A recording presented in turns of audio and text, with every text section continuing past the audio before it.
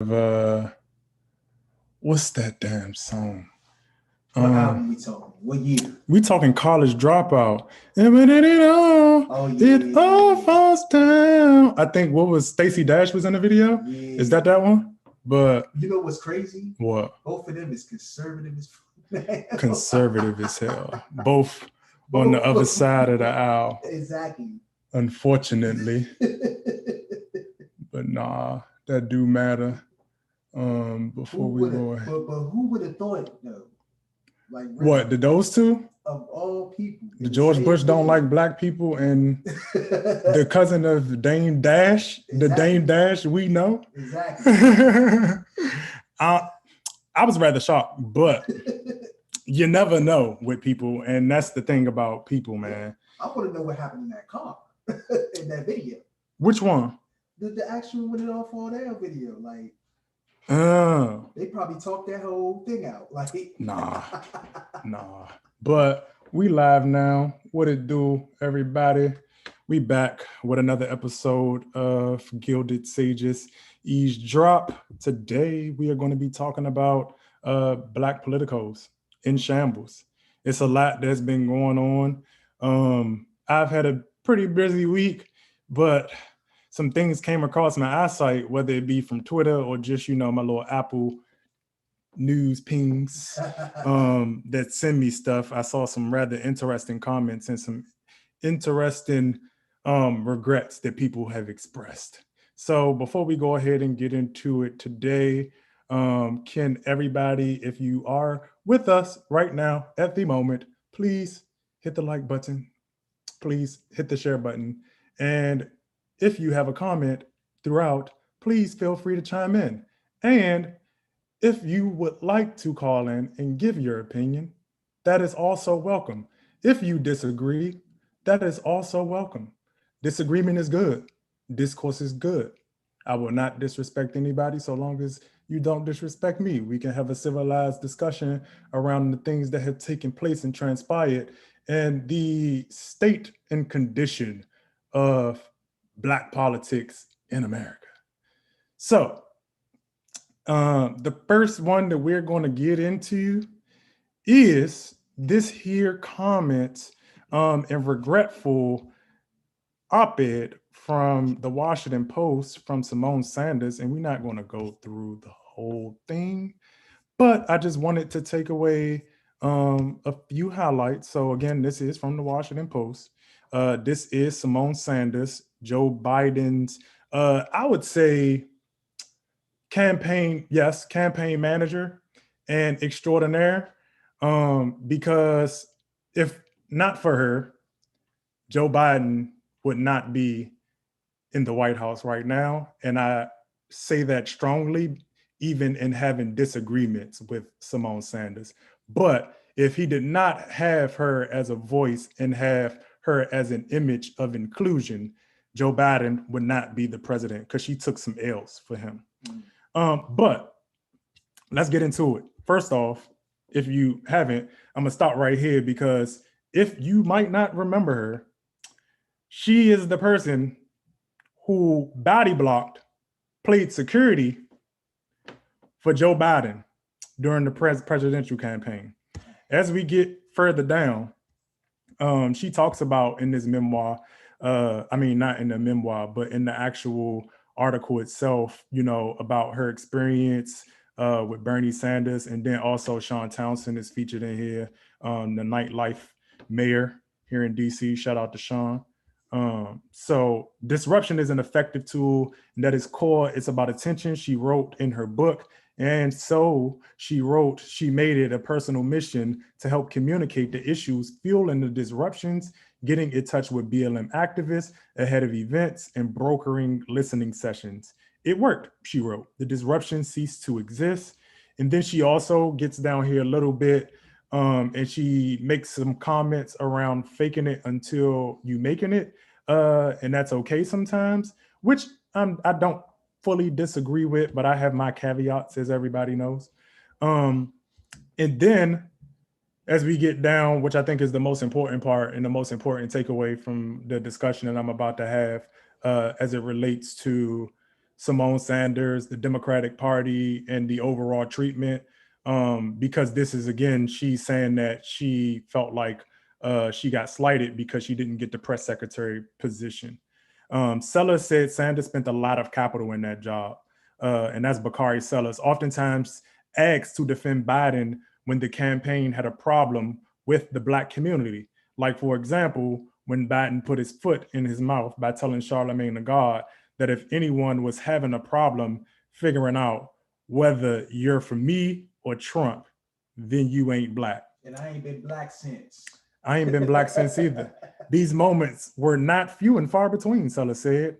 They would send Symone out to take those bullets time and time and time again. And I'll stop sharing there. And to her credit, even though I disagree with how she defended Joe Biden, I wouldn't say did a great job, because a lot of the things that, especially like when she would get called out on whether it be news channels or I've seen clips, she would stumble over her words, because I also think she know that she was talking bullshit.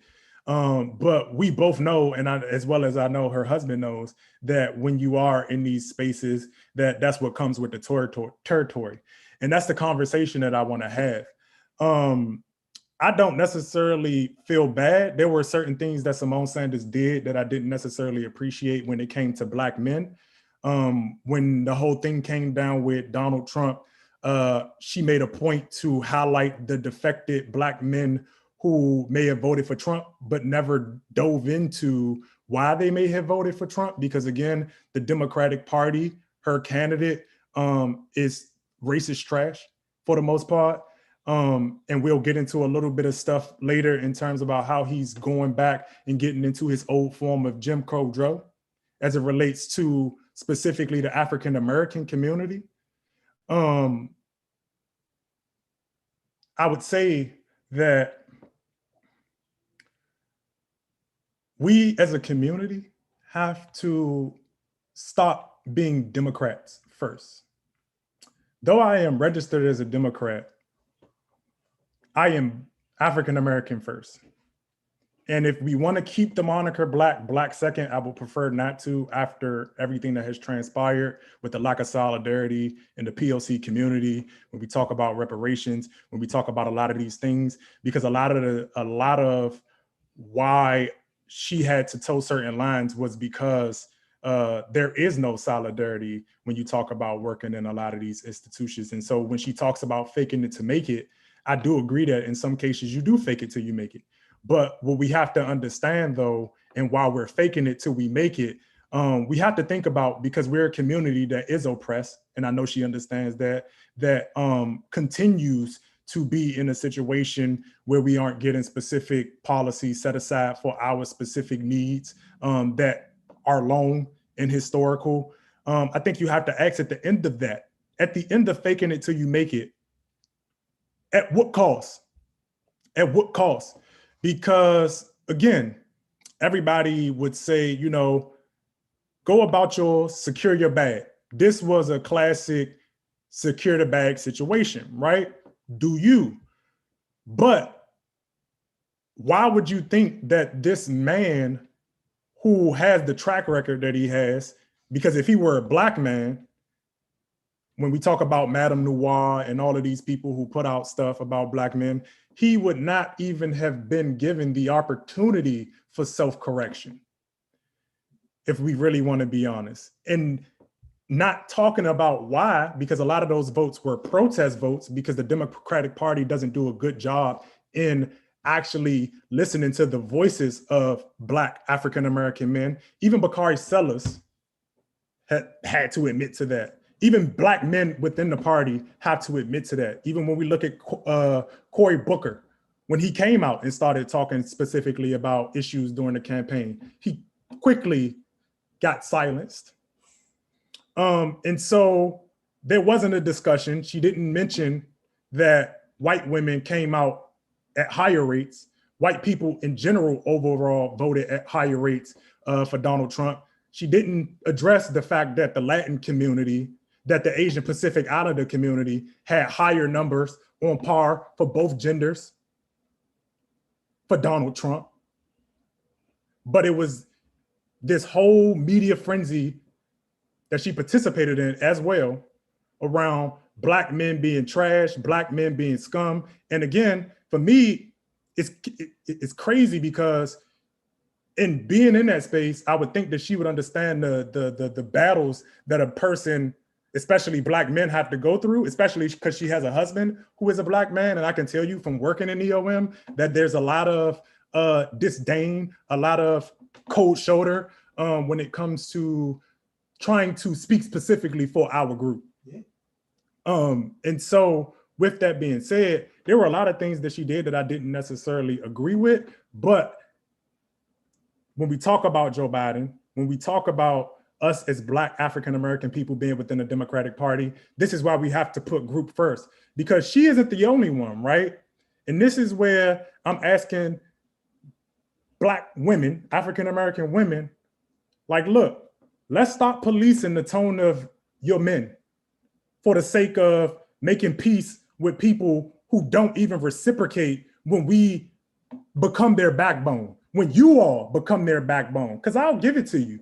When you look at Stacey Abrams, you would not have Georgia without Stacey Abrams. The Democrat would not have its leverage without Stacey Abrams. No respect has been put on her name. And again, we've done episodes. I disagree with a lot on Stacey Abrams, but what I can say is she put in work. When we talk about Keisha Lance Bottoms, her transitioning out, I think we're going to see a lot more of that because the Democratic Party has continued to shit on African Americans, specifically when it comes to being and it having to be a conversation around reciprocity. Because without the African American community, we don't have Joe Biden as a president. But when we talk about getting policy, it has to be about, again, and this is comments from Symone Saunders from a clip that I had saw, it has to be about America, because any policy for America is a policy for Black people, which is another talking point that Kamala Harris had. It is a dodge, because what we have to acknowledge is, no, it's not. Because when you, again, like we talked about last time, when you do policy that way, let's take the baby bonds, for example, the policy that we brought up last week. Here in DC, McDuffie is trying to push a baby bonds policy, but when you open it up, or the way he's marketing it is about low income. And again, the bill was designed to not address low income, but the decimation of generational wealth through Jim Crow and slavery. Because everybody isn't low income for the same reason. You could just be low income temporarily, but be attached to a family that has Evivo transfers, trust funds, all different kinds of access to resources. Because if you want to, in the last video, Millennial Woes, we talked about that. So if y'all want to go ahead and look at that video as to what I'm talking about, there are stocks and all kinds of other ways that wealth is transferred that the African-American community does not have access to, and no fault of our own. And so, you know, I don't want it to be a let's shit on Symone Saunders party, because I think if she comes back to her Blackness and get back on code, that she is a valuable resource. Because again, you don't get Jim Crow Joe in the White House without her caping for him. Again, Charlemagne the God, he told us we ain't Black. I ain't been Black since, bro. I'm sorry. I haven't either. Like, I'm done. As soon as he said it, I'm like, well. But that wasn't the only thing. Mine was a combination of things. Because this is the thing for me when it comes to Biden and how people want to skate in and around it. When we talk about student debt crisis, right? We got to talk about how Joe Biden altered bankruptcy laws to even create this issue that we have right now. And so a lot of my issue come with a lot of the things that Joe Biden is being asked to fix is a lot of things that he has participated in creating the issue around. And I think as young Democrats, we have to get out of this thing of trying to, because the whole idea, and like she was saying, when you talk about matriculating and when you're talking about trying to play the game, quote unquote, what continues to happen is we get used and thrown to the side. And so, look, what good does it do us if we securing votes for people if those votes aren't changing the life of not only you, Black woman, but your sons, your grandmothers, your aunties? Because guess what? If those same people would throw you away after using you, you gaining access to their community is only going to be an unfortunate life. Because as I said here before, access and inclusion, diversity without equity and justice is just torture. You're just having to exist within a space where you know if you speak for something, because again, like I said, I don't think Kamala Harris believed what she said when she said about America not being racist. She called Joe Biden a racist for a reason. Exactly. And I believe the only reason she took it back was because people are more invested in careerism than the overall collective. And so like even right now when we are having issues abroad, I'm not going to delve too deep in it, but it's interesting how people don't understand that the easiest way to undermine imperialism is to put the burden of finance on it so it cannot. And so again, everybody hollers about reconstructing America, but they're afraid of the other R word. They're afraid because every conversation that comes back around to doing something specifically for the African-American community, it gets sabotaged, undermined, or gaslighted away. Mm-hmm. And that has to stop because again, y'all gonna have kids. Are you gonna want your kids to have to tell bold-faced lies to themselves just to get a check? Because again, we're not seeing any changes in labor. We're not seeing any pushback in a lot of different industries. So do you want your child to have to be able to, again, play the game, culturally castrate themselves when we are supposed to be in America that celebrates ethnic diversity, except when you are talking about African Americans? But that's my piece on it. You know, I think she should have expected that. And then what, Psaki? And my thing is, it's trash because I know people who get shitted on. I know when you in DC and you know people, you know they got at least 5 burn marks. At least. Because that's the nature of the city. Because people are careers and people just don't care. A lot of this front-facing care stuff is like, you don't really care. Listen, the term backdoor is a DC term. Like, everybody treats that like it's the newest thing in the world. It's all political. Very. And everybody gets it. Like, everybody gets sold up the river at least once or twice before you get to see anything. And what you learn is that, hey, I got to do this to the next people coming up. But you don't. It's unfortunate, but that's how literally business goes here. This is how our communities become what they become. Yeah, because nobody has the courage to step up and say, you know what? I know that way works and makes money and has a certain set of pros, but the cons that come along with it are not beneficial to the group at this point and not ever, because we aren't gaining any ground. Exactly. We still have not gotten, again, they spent all summer, all COVID, marching in the streets. And we're still having to address getting voting rights not taken away. We're having to address voting rights still being taken away. And this is supposed to be, quote unquote, post-Trump, post-race, normal America. Well, it is normal America because normal America is racist. That's why we had the whole show about Tim Scott, Kamala Harris, Jim Clyburn, y'all tripping, man. Y'all got to stop. But again, when people continue to play the game in that way and lose all leverage, that's what you got to do. Because guess what? As much as I don't care for Jim Clyburn, I don't think he believes that. I don't. I really don't. But you know what I do think? To be able to get access, be in a room, and be able to get the quote unquote clout, if we want to call it, you gotta lie. But my thing is how you get that old and still need clout? You like 100. Because we don't have leverage. Because that's the whole issue with how we're being forced to navigate politics. Our elders, because they insist on doing the whole respectability politics thing, or again, I'm going to go against everything that I know is right for the sake of a salary. And there is individual uplift in that. That's why I always tell people, no, individually, I am good, but collectively, we are not.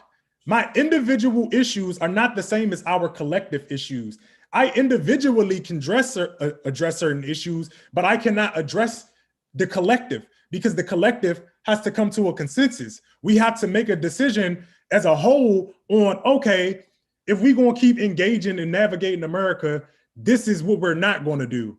We have to agree on these different things and say, all right, if you're going to take a specific job or take a specific role, if you're being a representative of this community, and we have to create a new code, if you're going to be in those spaces, we need you to take the risk because that is what being a leader in those spaces is.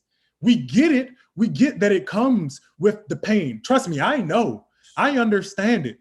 It comes with the phone calls of a motherfucker being passive. It comes with people being adversarial to you and your person because your argument goes against their interests.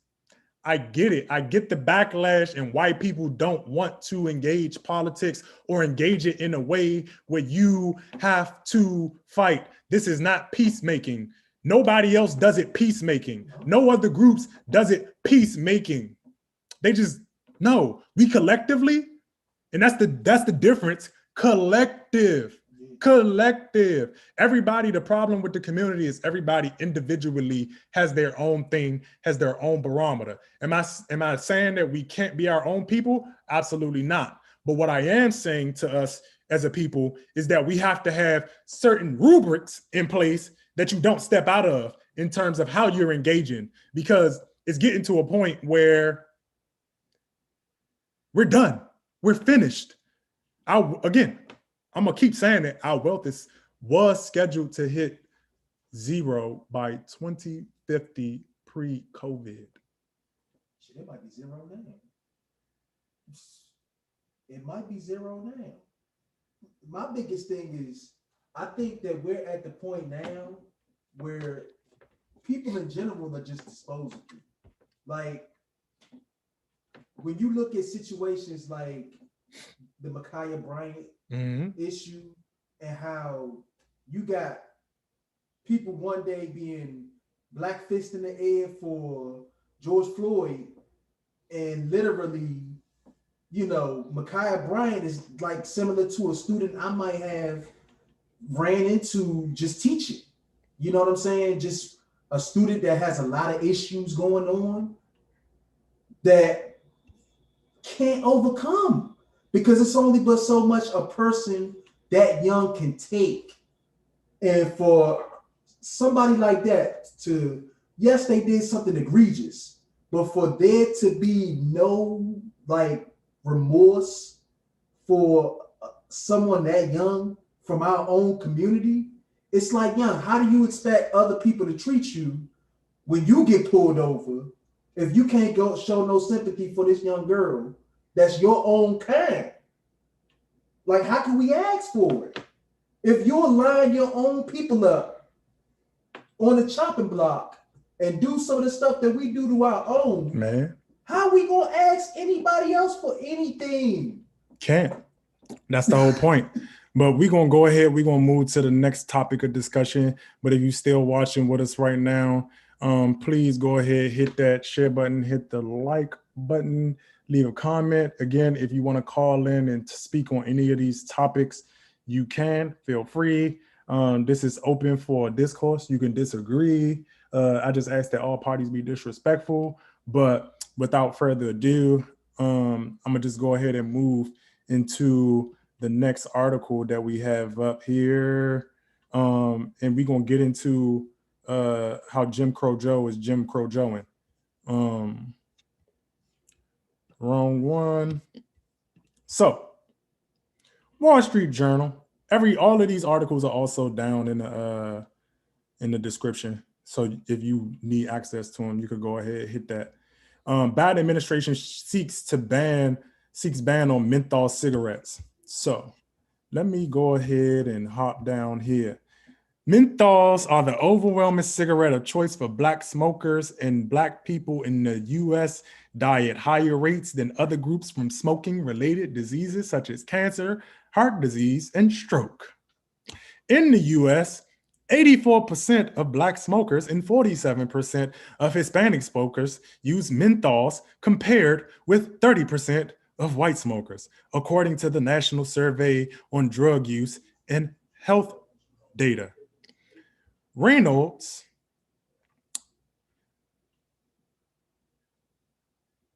has funded Black community leaders who have spoken out against municipal menthol bans, arguing that they would create an illicit market, and lead police to racially profile Black smokers. I think that too. The American Civil Liberties Union and some members of the Congressional Black Caucus have expressed similar concerns. Thank you, because this was the same trick that was pulled on us last time. Well, not the same trick. The other one was more egregious. The FDA and other proponents of a menthol ban, including the NAACP, have countered. NAACP is teaming with Jim Crow Joe, have countered that the ban would apply to manufacturers, importers, wholesalers, distributors, and retailers, not individual consumers. Okay. That's what they say. So I didn't highlight anything else. Just wanted to make sure. Now,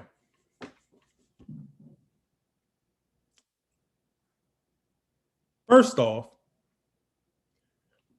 we already know that prohibition doesn't work. We know that even when we talk about marijuana, cannabis, shrooms, there's so many drugs being legalized right now. I just found it interesting that out of all of the things, I don't smoke menthols, mind you. But why, at this current moment, be focused? Because again, this is something that you just came up with. Like, this wasn't nothing that you campaigned on. This wasn't nothing that I don't think people prompted. Like, even the Black Caucus has given pushback. And they don't be giving pushback to mostly anything. They out here trying to make hit movies and shit. Secure the bag. But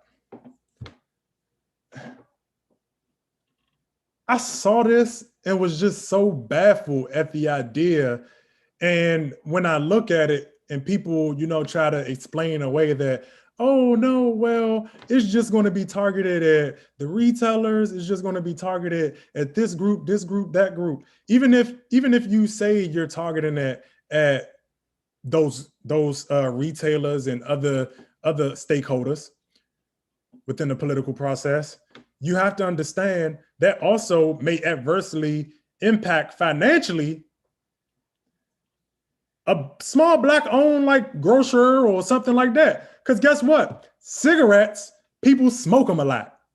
And that may be the only way that they are making in clearing the books, through the sale of cigarettes and swishes. But even with that being said, you have, what was the guy's name who got choked out for selling the loose? Was that Mike Brown? No, that wasn't Mike Brown. Or was it? We not going to do it. It's sad. It's sad that it's so many that we can't do it. But I'm not going to disrespect people. I wanted to say it was Eric Garner, but the gentleman who was choked out in front of the store, quote unquote, selling loose cigarettes. We all know people in DC who sell loose cigarettes. Selling loose cigarettes is a thing. And so when you talk about legal language, what threw me back was the fact that he said distributor, right? And that's kind of real loose, because how are we defining distributor, sir? I need that to be clear. Mm-hmm. And while we at banning, if you want to do that, address the actual companies themselves too. Or maybe just put regulations around it.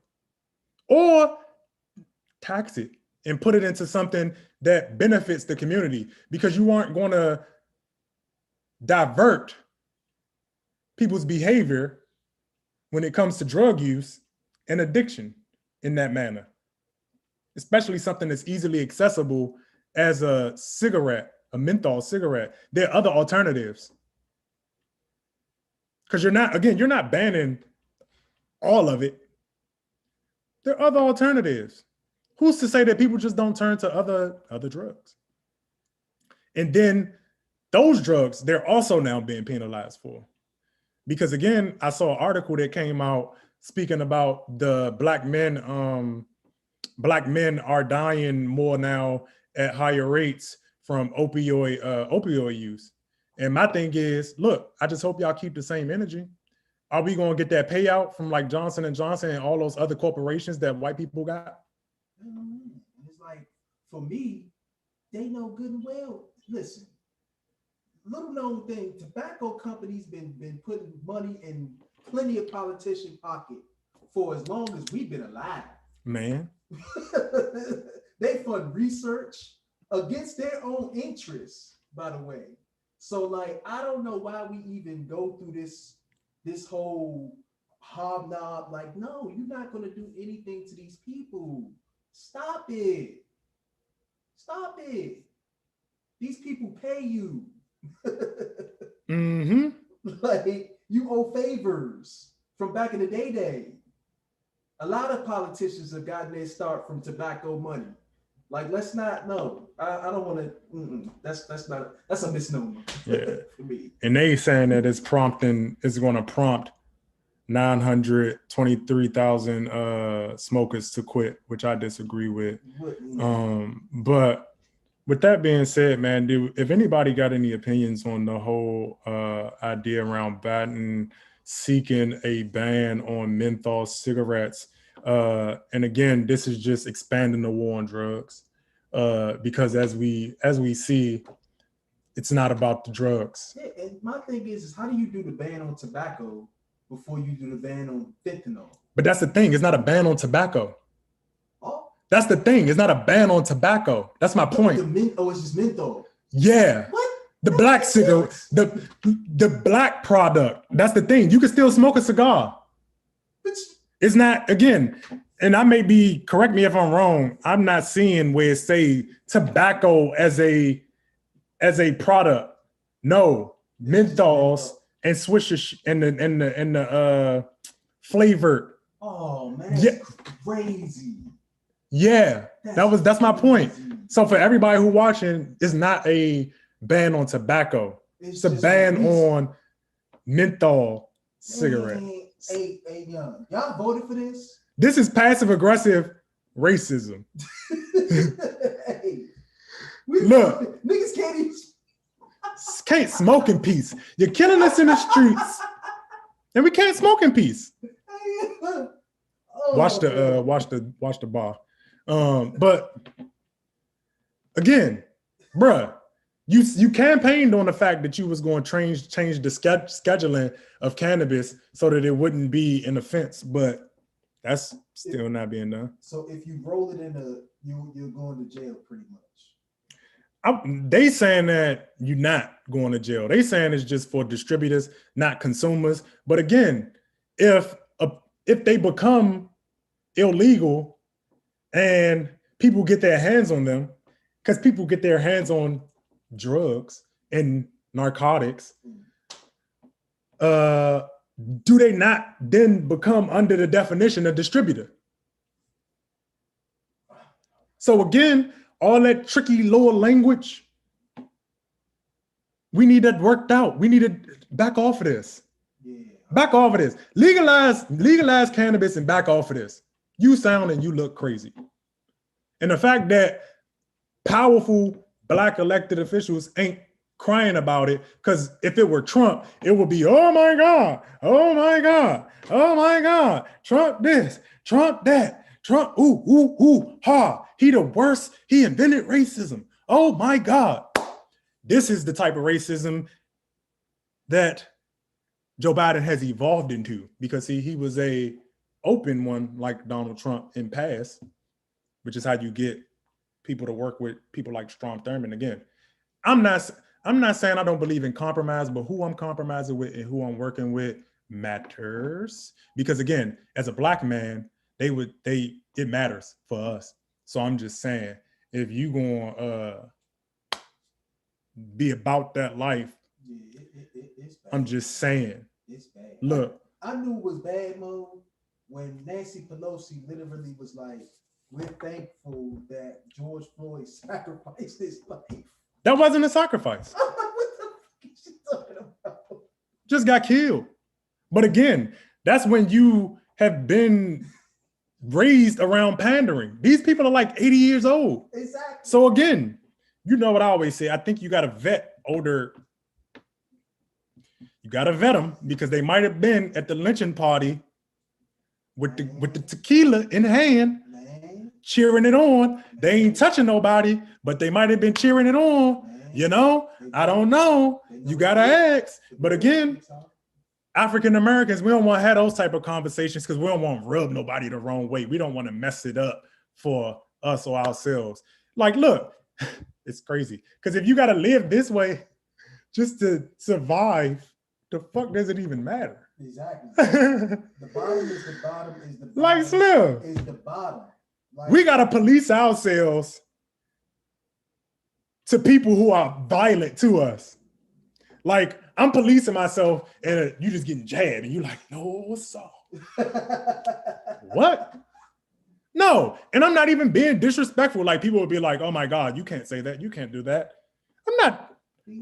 I haven't been disrespectful at all. You can take the racist comment how you want, but I'm willing to challenge. Again, if I were sitting in front of Joe Biden, I'm not Kamala Harris. I'm not going to take it. I'm not going to stand down from it.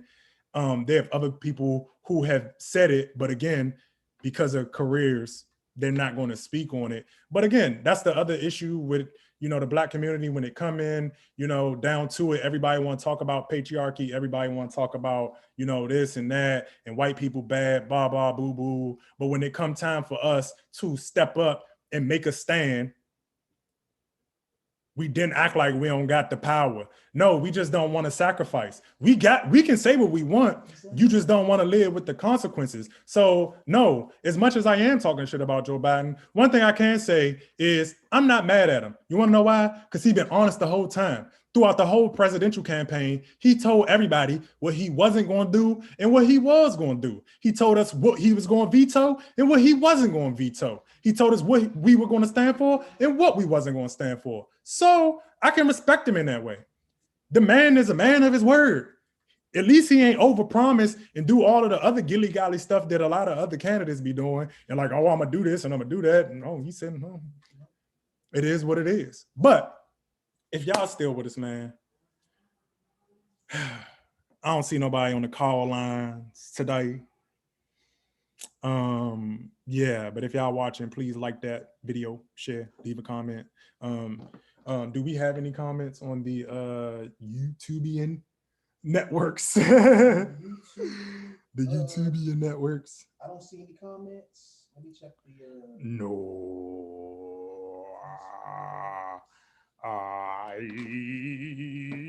YouTubian black thugs. Yeah. Hey, it's so crazy though. It's so crazy though. As a black man, you can't do shit right. No. Look, you try to stand in the gap, toxic. You shouldn't be saying that. You got to work on your delivery and be in proximity. Meanwhile, white men and other men out here saying what the fuck they want to. Exactly. And guess what? They getting votes because that white woman vote went up. Man. It was something about Trump. He said what he wanted. I think people like that. Yeah, I think people like that. Think about it. Rush Limbaugh got a Medal of Freedom, or whatever that was.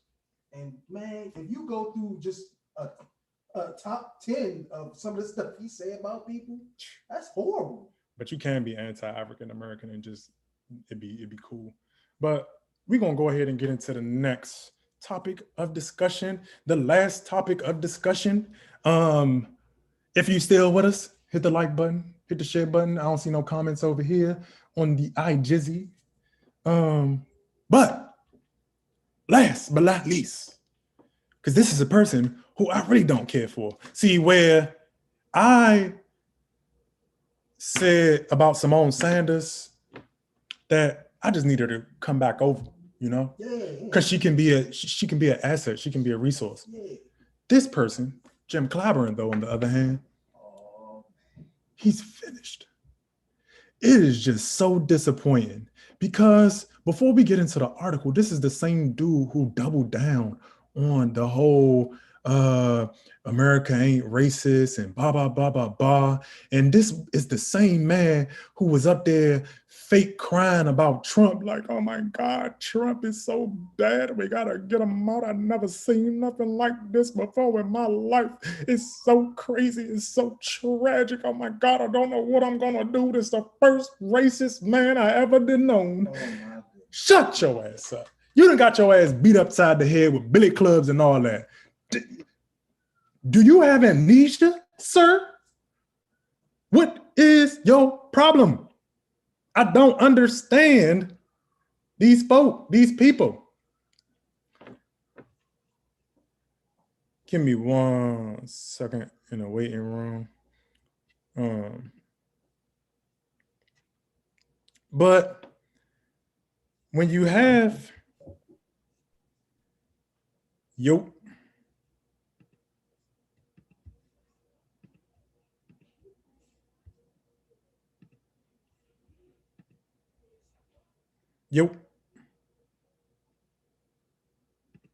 all right.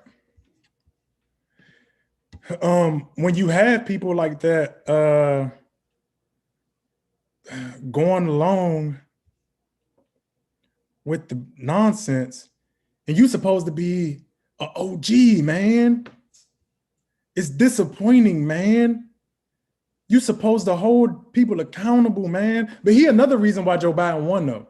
Oh yeah. Without him, Joe Biden ain't winning. He the main reason. But what are you doing, man?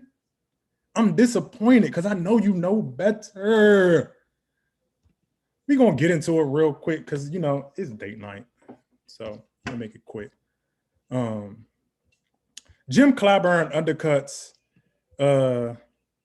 Democratic reform bill. The two parties have substantively different and likely irreconcilable visions of what police reform looks like. Give me 1 second, fam. This dude vocally pledged the willingness to give up on qualified immunity reforms entirely. Those comments mark a stunning undercutting of the negotiating position of Rep. Clyburn's colleagues and our major departure from the position of ranking House and Senate Democrats, as well as the civil rights and activist groups. Clyburn waving the white flag on the most crucial sticking point of the police reform bill that Bass, Booker, and others are still in the midst of negotiation puts them in an even tougher position as they try to wrangle a less and less willing GOP into some sort of consensus. Qualified immunity reforms, of course, represent the only really meaningful part of the Justice and Police Act. As recent years have shown, the expansion of implicit bias training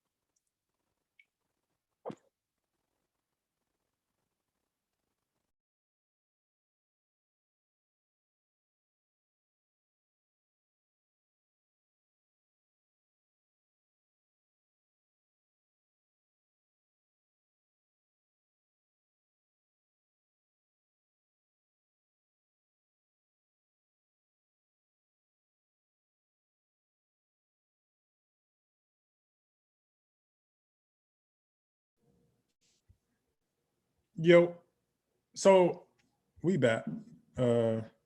We back. My apologies about that. I think we went out for a little second. But with that being said, it's like, sir, how can you allow that? And how can you do that when we understand that, again, the cameras, the no-knock warrants, and all of those things have already been in place, which is why I don't necessarily subscribe to them being solutions, because they're already on the books in most cases. Not everywhere in the United States, but we see even in cities where they are on the books that it has no real deterrence or no real outcome. Like even when people talk about training, it's like, come on now, how much more can you train a person to not kill people? And for everybody, qualified immunity is when you're talking about it's a legal principle that grants government officials discretionary immunity from civil suits unless the plaintiff shows that the official violated clearly established. Like it has to be clear cut, which is why it's hard to establish that when you're talking about a person making a split second decision and shooting somebody. So 9 times out of 10, you're going to be good. And that was the only difference in the Chauvin case, is that it was clear because it happened over 9 minutes and some change. That's why it doesn't shift precedent how people think. But we got my brother Taquan on the line. What you got for us today, brother? Yo.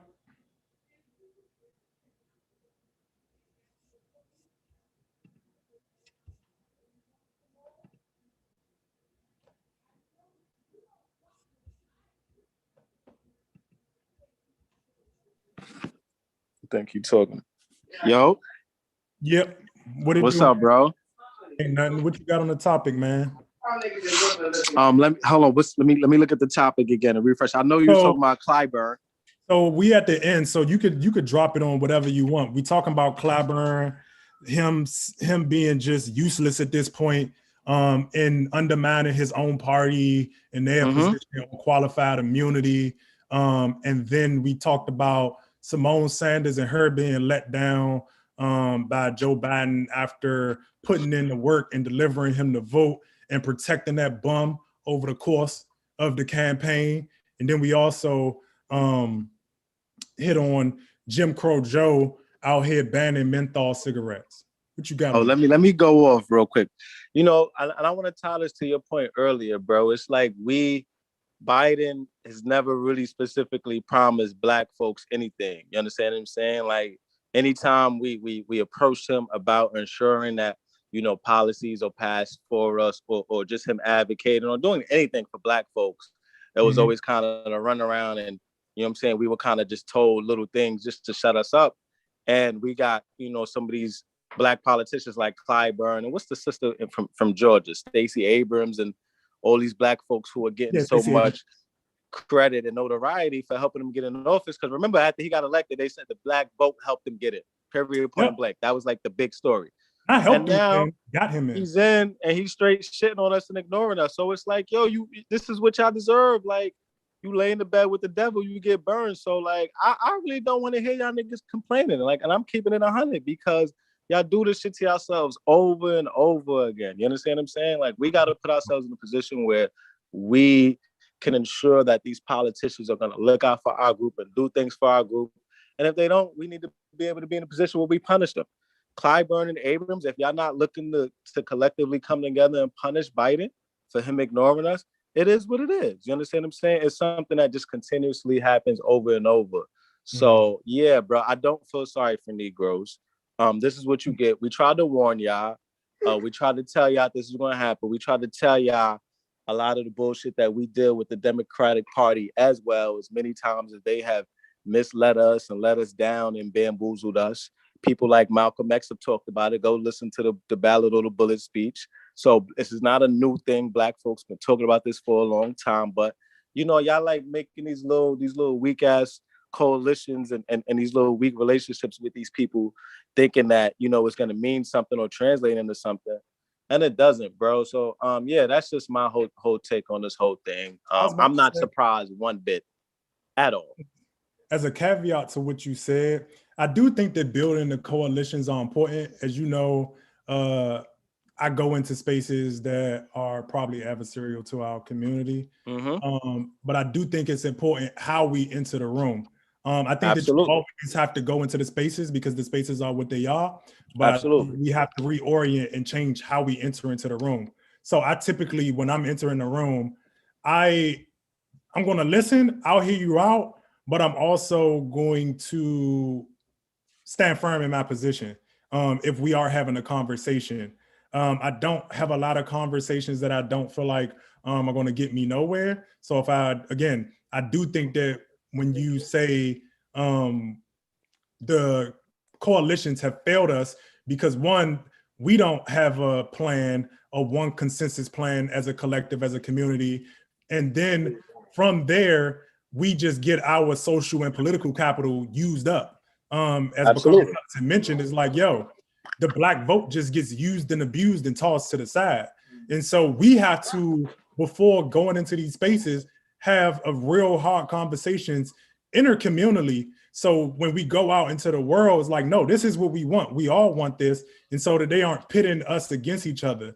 Because, yeah, a lot of the whole, POC rhetoric, I feel slighted, dismayed, and disgruntled by a lot of the lack of support that we get as a community in terms of the core issues that we face, because everybody wants to identify as Blackness to wash it away versus really taking a step back and saying, look, like, no, this group specifically, African Americans are being hit in a different way. You good, just let it rock.